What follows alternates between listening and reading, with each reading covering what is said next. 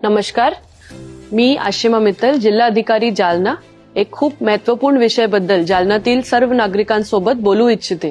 आपल्याला माहिती आहे की जालना जिल्ह्यामध्ये बरीच ठिकाणी पेट्रोल पंपवरती खूप मोठ्या प्रमाणावरती रांगा उभा आहे आणि लोकांना असं वाटत आहे की कुठेतरी पेट्रोल आणि डिझेलची कमतरता आहे.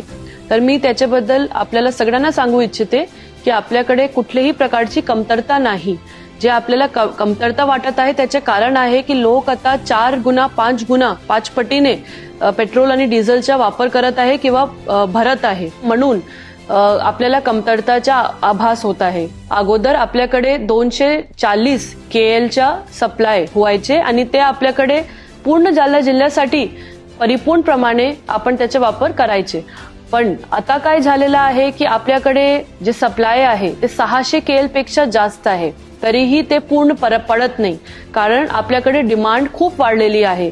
तर कुठल्याही प्रकारची सोशल मीडियावरती जे काही सुरू आहे त्याच्यावरती विश्वास न ठेवता आपण सप्लाय आपल्याकडे पुरेसा आहे असं समजावा आणि आपण काय करू शकतात त्याच्याबद्दल पण मी बोलू इच्छिते की आपण स्वतःसाठी सुद्धा जेवढा आपल्याला गरज असेल तेवढाच पेट्रोल आणि डिझेलचा वापर करा.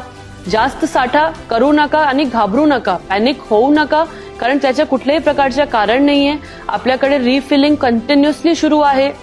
तर मी सगळ्यांना हेच परत आवाहन करते की आपण पॅनिक होऊ नका आणि जेवढा पेट्रोल डिझेलची गरज आहे तेवढाच पेट्रोल डिझेल वापरा आणि आरामात आपला काम सुरू ठेवा. धन्यवाद. जय हिंद, जय महाराष्ट्र.